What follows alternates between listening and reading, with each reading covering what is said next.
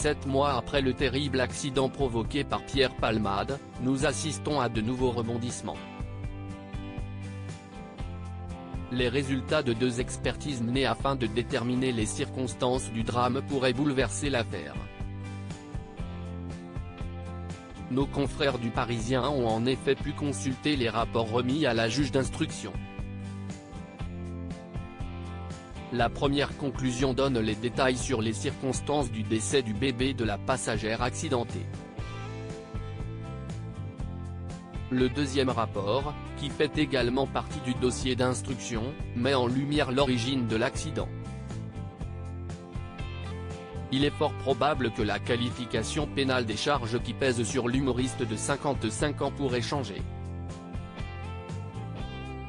Pierre Palmade @dr Une faute de conduite. Alors que Pierre Palmade était sous l'emprise de la drogue, il avait pris le volant le 10 février dernier.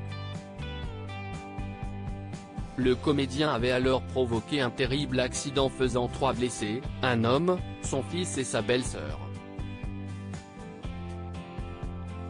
Mis en examen, le grand ami de Mireille Dumas a vu son contrôle judiciaire s'alléger au fil des mois.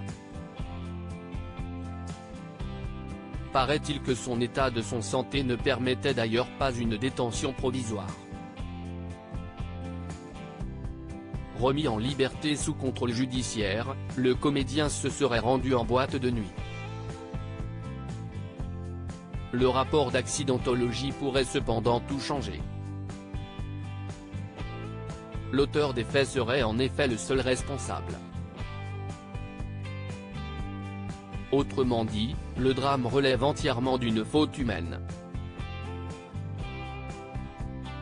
Aucune anomalie technique n'a été constatée.